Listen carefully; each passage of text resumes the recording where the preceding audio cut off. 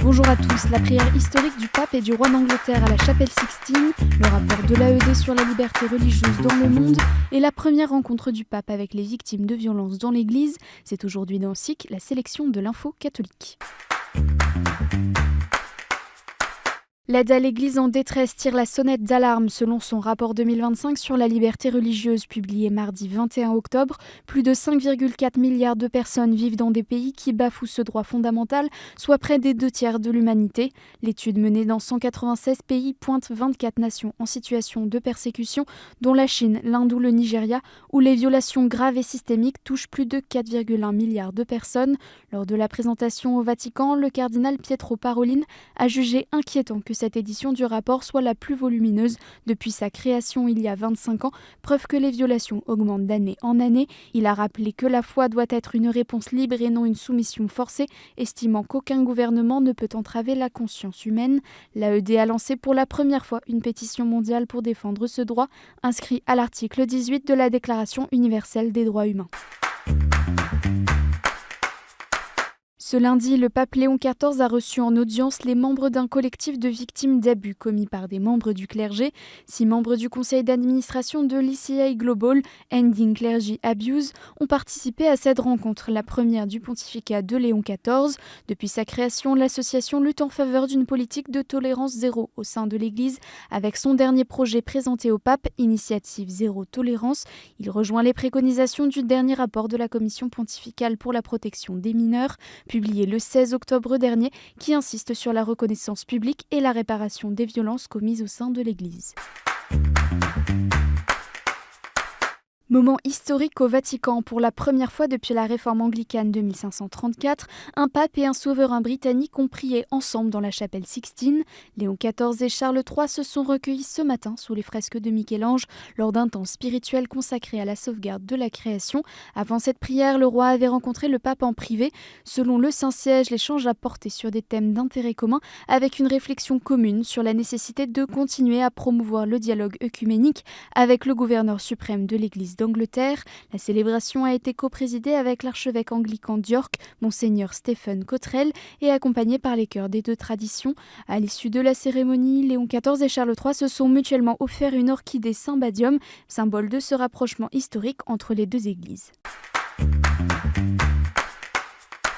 Voglio che mi sentiate dire ci sto, sono con voi. C'est par un discours long et puissant que Léon XIV s'est adressé aux participants de la 5e rencontre mondiale des mouvements populaires rassemblée au Vatican ce jeudi. Pendant une demi-heure, le Saint-Père a dessiné les contours du Rerum Novarum du XXIe siècle, en référence à l'encyclique écrite en 1891 par le pape Léon XIII. Évoquant les grands changements que le monde a connus depuis lors, le pape a notamment soulevé le paradoxe de l'exclusion, nouveau visage de l'injustice sociale, alors que le manque de terre, de nourriture, de logement et de travail décent coexiste avec l'accès aux nouvelles technologies qui se répandent partout.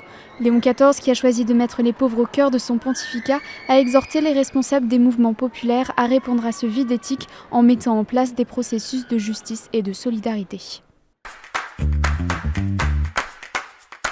3528 paroisses, 1678 prêtres diocésains, 4896 mariages religieux. Voilà quelques chiffres publiés ce mercredi dans le 8e rapport annuel de l'Église catholique en Belgique. Le document présente un paysage paroissial en mutation entre diminution du nombre de prêtres, vieillissement des fidèles et baisse de la demande de sacrements. En 2024, moins de 30 000 baptêmes d'enfants ont été célébrés, contre 34 000 en 2023 et 38 000 en 2022. Le nombre de catéchumènes jeunes et adultes est toutefois en hausse de 40% sur un an. Le rapport insiste aussi sur l'importance croissante des laïcs dans l'accompagnement spirituel de proximité dans l'esprit du Concile Vatican II.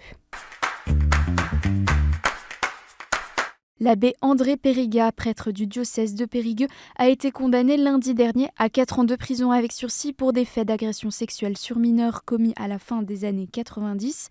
L'évêque de Périgueux, Monseigneur Philippe Mousset, précise dans un communiqué que la procédure canonique est toujours en cours et que les mesures conservatoires restent d'actualité. Il assure la victime de son soutien et de sa prière. Saint John Henry Newman sera bientôt nommé par le pape copatron de la mission éducative de l'Église. C'est l'annonce faite mercredi dernier par le cardinal José Tolentino de Mendoza, préfet du Dicaster pour la culture et l'éducation.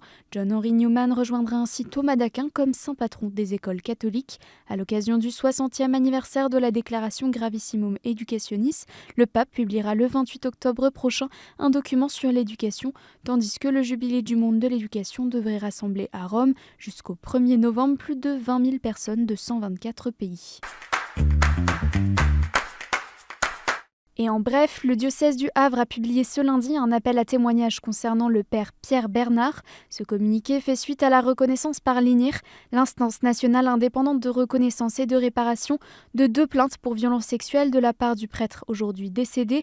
Le diocèse normand invite les personnes concernées ou les potentiels témoins à prendre contact à l'adresse mail écoute.victime@catholique-lehavre.cef.fr.